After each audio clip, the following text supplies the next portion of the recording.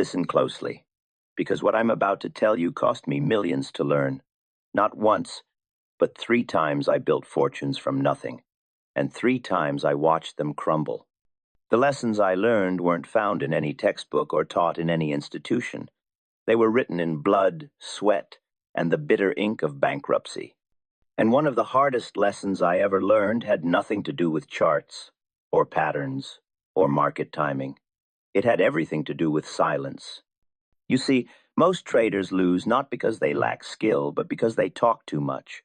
They reveal their positions, their strategies, their fears, and their dreams to anyone who'll listen. And in doing so, they hand their edge to the very market that will use it against them. Before we dive deep into the 6 things you must never reveal, I want you to do something for me. Check out our new ebook, Thinking Like Jesse Livermore, Mastering the Market with Discipline, Patience, and Risk. You'll find the link in the description below. It's everything I've learned condensed into principles you can apply today. Now, let's talk about what silence really means in this game. The market is not your friend. It's not your therapist. It's not your drinking buddy who'll keep your secrets safe. The market is a battlefield, and every word you speak is intelligence for your enemies. I learned this the hard way in 1907 when I shorted the market before the panic. I'd been building my position quietly, methodically, following the tape like a bloodhound follows a scent. But one night, after a few drinks, I mentioned my position to a fellow trader. Just a casual comment, nothing specific. Within days, I noticed something peculiar. Every time I tried to add to my shorts, the price would mysteriously firm up. Someone was watching. Someone knew. That's when I understood the first thing you must never reveal: your current positions. When you tell people what you're holding, you're not just sharing information. You're creating counterforces. If you're long and everyone knows it, guess what happens? The moment the stock shows weakness, they'll push it down harder, knowing you'll have to cover. If you're short and word gets out, the big boys will squeeze you until you're bleeding from your eyes. Your position is your private war, and the moment you make it public, you've invited the enemy to your strategy meeting. But it goes deeper than just positions. The second thing you must guard with your life is your strategy. Now, I don't mean your general philosophy. I've written books about speculation. I've shared my thoughts on tape reading, on timing, on the nature of markets. But the specific mechanisms, the precise indicators, the exact entry and exit points, those stay locked in my head like gold in a vault. I once knew a brilliant trader, one of the sharpest minds I'd ever encountered. He developed a system for detecting accumulation in railroad stocks. Absolutely brilliant. He couldn't help himself, though. He had to show someone how clever he was. He explained his entire method to a group of traders at a dinner party. Within 6 months, his edge was gone. Why? Because once enough people know your strategy, it stops working. The market adapts. The patterns change. Your edge becomes everyone's edge, which means it's nobody's edge. Think about it like this. Every successful method in trading is like a secret fishing spot. When you're the only one who knows where the fish are biting, you eat well. But tell 10 people, and suddenly that spot is crowded. Tell 100, and the fish disappear altogether. The market is the same way. It's a zero-sum game with millions of players, and your profit is someone else's loss. Why would you ever arm your opponent with your weapon? The third thing you must never reveal is your profit and loss. This one nearly destroyed me more than once. There's something intoxicating about success, especially when you've clawed your way up from nothing like I did. When you turn 10,000 into 100,000, you want to shout it from the rooftops. When you make a brilliant call that nets you a fortune, you want recognition. You want people to know you're not just lucky, you're good. But here's what happens when you reveal your winnings. First, you attract parasites. Suddenly, everyone wants to be your friend. Everyone has a deal for you. Everyone needs a loan, or wants you to back their play, or has the inside scoop on the next big thing. Your focus shifts from making money to protecting money, from hunting opportunities to defending against leeches. Second, and this is more insidious, you create psychological pressure on yourself. Once people know you're up big, they watch you. They wait for you to fail. And worse, you start trading to maintain your image rather than following the market. You make reckless bets to prove you're still sharp. You hold losers too long because you can't bear the thought of people seeing you take a loss. I remember after my biggest score in 1929, my name was in every paper. Jesse Livermore, the man who made 100 million shorting the crash. Sounds glorious, doesn't it? But that publicity nearly destroyed me. Every trade I made was scrutinized. Every loss was magnified. Every move was second-guessed by thousands of armchair speculators who'd never risked a dime in their lives. The pressure became unbearable. I started making decisions based on what people expected rather than what the tape was telling me. And when you trade for external validation instead of market truth, you're finished. On the flip side, never reveal your losses either. This might seem counterintuitive. Why would hiding your losses matter? Because loss, like profit, creates opportunity for others to exploit you. When people know you're hurting, they sense weakness. If you're in a position and bleeding, and word gets out, the sharks will circle. They'll push harder in the direction that's killing you. They'll squeeze every last dollar out of your pain. Moreover, when you talk about your losses, you reinforce them in your own mind. You turn a temporary setback into a defining narrative. You become the trader who lost, rather than the trader who's learning. Every time you recount the story, you embed the failure deeper into your psyche. I went broke 3 times in my career. 3 times. And each time, I learned something crucial. But I never paraded my losses in public. I never gave interviews about how the market beat me. I licked my wounds in private, analyzed what went wrong, and came back stronger. Because here's the truth that nobody wants to hear. The market doesn't care about your sob story. It doesn't give second chances out of pity. It only respects one thing: capital and the courage to risk it.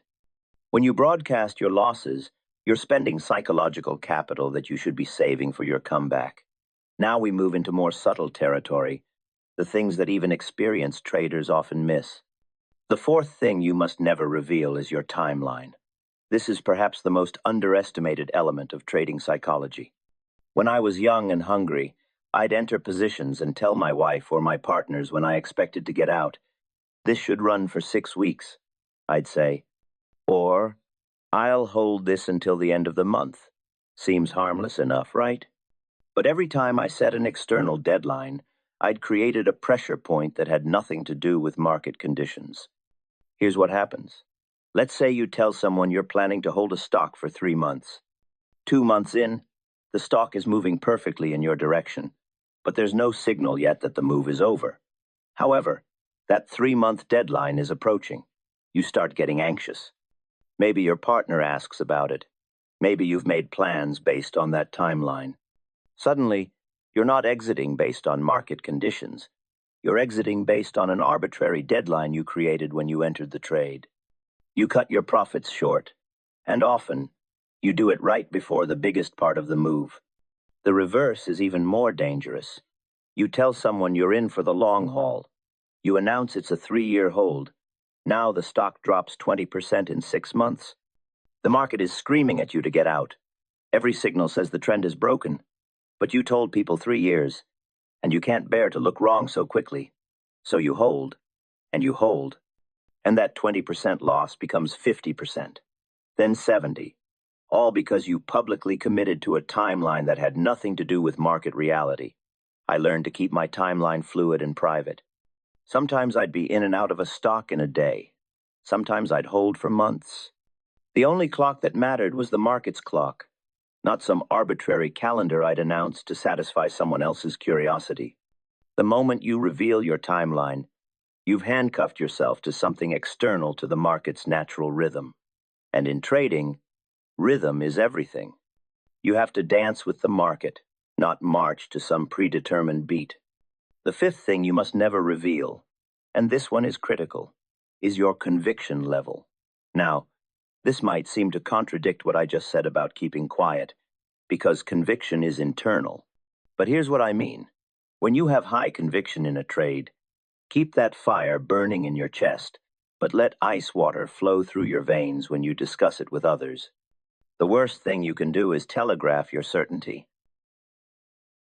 I once had absolute conviction that Union Pacific was going to plummet. Everything lined up. The fundamentals were weak, the tape action was deteriorating, and I could sense the distribution happening. But instead of keeping quiet, I expressed my conviction at a dinner with some prominent traders. "This thing is going to zero," I said with all the confidence of my analysis. What happened? Two of those traders took the other side of my bet, not because they disagreed with my analysis, but specifically because they knew I was so convinced.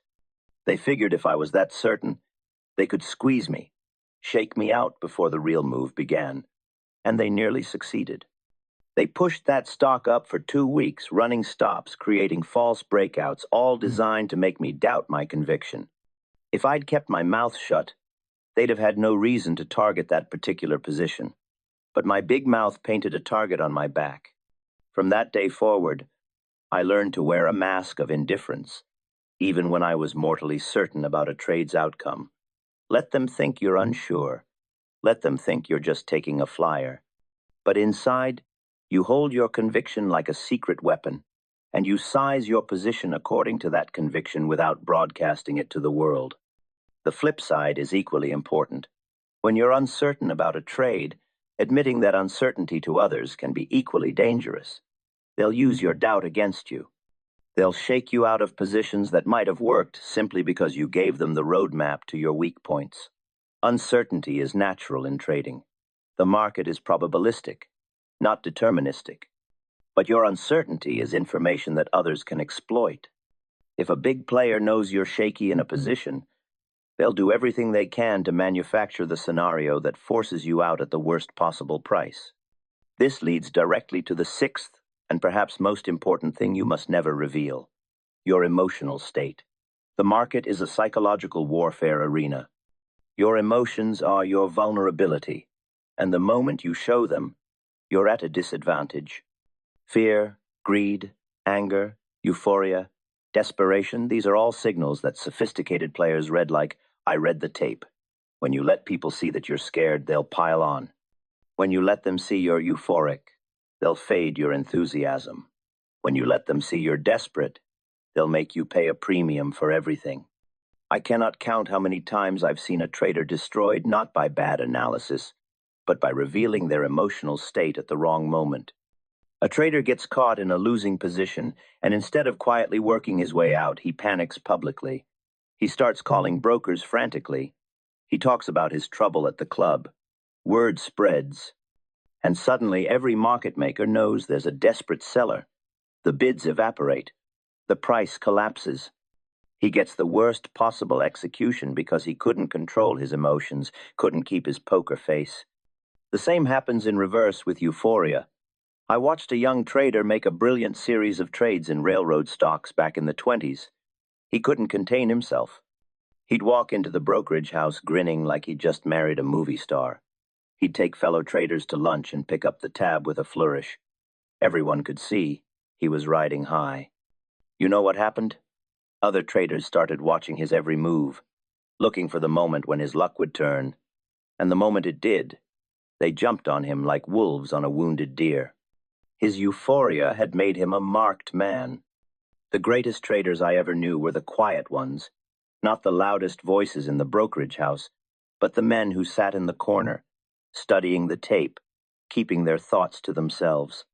They entered positions without fanfare and exited without explanation.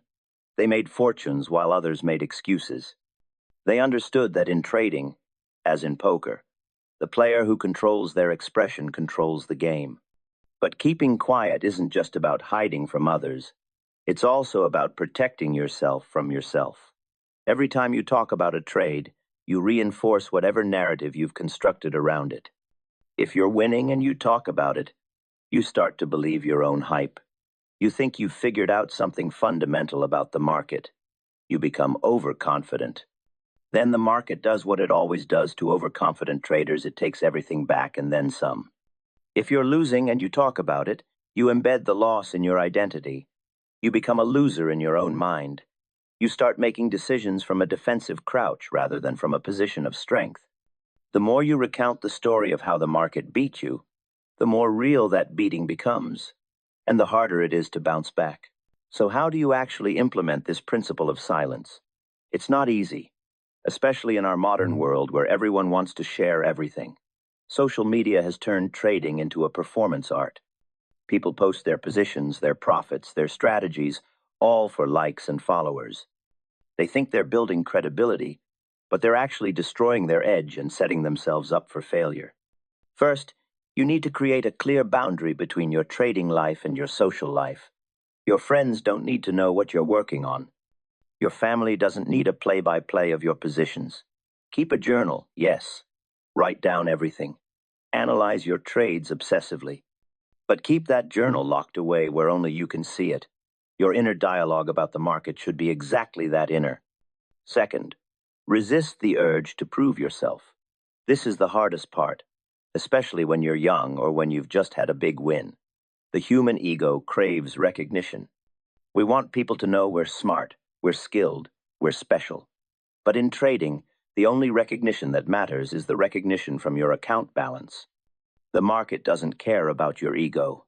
It doesn't give bonus points for style or showmanship. It only pays those who are right and who have the discipline to capitalize on being right. I knew a trader once who was absolutely brilliant. He could read market sentiment better than anyone I'd ever met. But he had this compulsion to be acknowledged as the smartest man in the room. So he'd make predictions, loudly, publicly, and when he was right, he'd make sure everyone knew about it. But here's the thing, even though he was right more often than not, he never made any real money. Why? Because he was trading for social recognition rather than profit.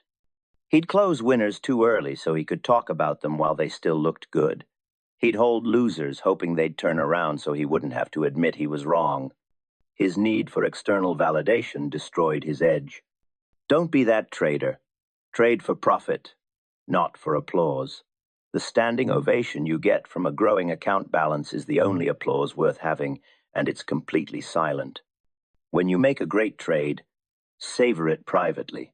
Feel the satisfaction deep in your chest where no one else can see it. Let that internal reward be enough. Because the moment you need external validation, you've given control of your psychology to people who have no skin in your game. Third, develop a practice of strategic ambiguity. When people ask you about your trading, and they will learn to be vague without being dishonest, "I'm looking at a few things" is a perfectly acceptable answer. Still studying the market works just fine. You don't owe anyone a detailed breakdown of your positions or strategy. Even with close friends and family, you can maintain boundaries. I prefer not to discuss. Active positions is a perfectly reasonable stance that most people will respect. I learned to deflect questions by asking them instead. Someone asks me what I think about a particular stock. I turn it around. What do you think about it? What are you seeing? This serves two purposes. First, it protects my own positions and thoughts. Second, it often gives me additional information about market sentiment. You'd be amazed what people will tell you when you just listen. Fourth, be especially careful around other traders. This seems counterintuitive because you'd think fellow traders would be the perfect people to discuss markets with. And there is value in exchanging general ideas about market conditions. But never, ever reveal your specific positions or strategies to other traders, no matter how friendly they seem. Remember, this is a zero-sum game. Your profit is someone else's loss. The trader who seems like your buddy today might be the one squeezing your position tomorrow. I've had friendships destroyed by trading. I've had partners who betrayed me. I've had people I trusted use information I shared against me. It's not even always malicious. Sometimes it's just opportunistic. Someone hears you're short a stock, and they see an opportunity to make money by squeezing that stock. They're not thinking about your friendship. They're thinking about profit. And in this game, you can't blame them for that. You can only blame yourself for giving them the information. Now, you might be thinking, "But Jesse, didn't you write books? Didn't you give interviews?" Yes, I did. But I was careful about what I revealed. I shared philosophy. I shared general principles. I talked about the nature of markets and human psychology, but I never told you exactly what I was holding at any given moment. I never revealed the specific indicators I was watching or the precise timing of my entries and exits. There's a world of difference between education and revelation. You learn to trust yourself. You learn to trust the tape. You develop conviction that comes from within rather than from external validation. And that inner conviction is what allows you to hold positions when everyone else is panicking, to enter when others are too afraid, to exit when others are still euphoric. That kind of psychological independence is worth more than all the tips and insider information in the world. I want you to understand something fundamental. The market rewards the silent and destroys the vocal. This isn't a moral judgment. It's just the nature of the game. Information is currency, and every time you speak, you're spending that currency without getting anything in return. The traders who make real money, who build lasting fortunes, are the ones who learn to operate in the shadows, who keep their counsel, who make their moves without telegraph. Think about the greatest traders in history. You know their names because of their results, not because they were constantly talking about their positions. They appeared in the public eye after their fortunes were made, not during the making. They understood that the work happens in private, in the quiet hours studying the tape, in the lonely moments when you're the only one who believes in your analysis. The glory, if it comes later. And even then, the truly wise ones remain largely silent. So here's what I want you to do. Starting today, implement a personal policy of trading silence. Make it a rule that you will not discuss your active positions with anyone. Not your spouse, not your friends, not other traders. Keep a private journal if you must talk about it, but keep it private. Treat your trading like a covert operation, because that's essentially what it is. You're operating in hostile territory, and every word you speak is intelligence that can be used against you. Watch what happens. I guarantee you'll notice improvements in multiple areas. Your execution will get better because you're not creating counterforces. Your psychology will strengthen because you're not subject to external pressure and opinion. Your conviction will deepen because it's based on your analysis alone. And most importantly, your results will improve because you're protecting your edge. This isn't about being antisocial or paranoid. It's about being professional. A professional trader treats trading like a business. And in business, you don't share your strategies with competitors. You don't reveal your plans before they're executed. You don't broadcast your vulnerabilities. You operate with discretion, discipline, and determination. And here's the beautiful irony. As you become more silent about your trading, you'll find that you have more to say about life in general. The energy and anxiety you were spending on talking about trades gets redirected into living. You become more present with your family. You enjoy your hobbies more fully. You're not carrying the psychological burden of having to defend your positions to people who don't understand them. Trading becomes just one part of your life, a private part, rather than your entire identity. The 6 things I've shared with you today, your positions, your strategies, your profits and losses, your timeline, your conviction level, and your emotional state, these are sacred. They're your private property. Guard them the way a jeweler guards diamonds, the way a general guards battle plans, the way an artist guards their unfinished masterpiece. Because that's what they are, the raw materials of your success, and they lose their value the moment you expose them to the light of day. Remember this, in trading, as in war, the silent warrior is the dangerous one. It's not the soldier who shouts his battle cry that you should fear. It's the one who moves through the shadows, who strikes without warning, who's gone before you even knew he was there. Be that trader. Move through the markets like a ghost. Let your account balance be the only evidence of your presence. Now, I want to hear from you. Have you ever lost money because you talked too much about a trade? Have you felt the pressure of external opinions affecting your decisions? Drop a comment below and share your experience. We're building a community of disciplined traders here, and your insights help everyone grow. And while you're at it, check out some of our other videos on the channel where we dive deep into specific trading strategies and psychological principles that can transform your approach to the markets. Before you go, I cannot emphasize enough how much more there is to learn. What I've shared today is just scratching the surface. If you want to truly understand how to think about markets, how to develop the discipline that separates winners from losers, you need to get your hands on our ebook, Thinking Like Jesse Livermore, Mastering the Market with Discipline, Patience, and Risk. It's linked in the description below. This book takes everything I learned through decades of trading, the wins, the losses, the comebacks, and distills it into actionable principles you can apply immediately. The market is waiting for no one. Every day you delay in developing proper trading discipline is a day you're leaving money on the table or, worse, losing it to traders who understand these principles better than you do. Don't be the trader who learns everything the hard way. Learn from my mistakes. Learn from my victories. Get the ebook. Study it. Apply it. And join the ranks of traders who actually make money consistently. The game is always on. The tape never stops moving. But now you have a powerful weapon. The understanding that silence is not just golden in trading. It's essential. Use it. Protect it. And watch how it transforms not just your results, but your entire relationship with the market. The greatest trades I ever made started with silence and ended with silence. The world only knew about them when it was too late to matter. That's the way it should be. That's the way you should operate from now on. Be the trader everyone wonders about, not the one everyone already knows everything about. Now go, close this video, open your charts, and remember, from this moment forward your trading is your secret. Guard it well, and it will guard you in return. The market respects only one thing: results. Let yours speak for themselves, but only to you, in the silence of your growing account balance. That's all for now. Until next time, trade wisely, trade silently, and let the market come to you rather than chasing it with words that diminish your power. Check out our other content, get that ebook, and I'll see you in the next video where we'll go even deeper into the mind of a master speculator.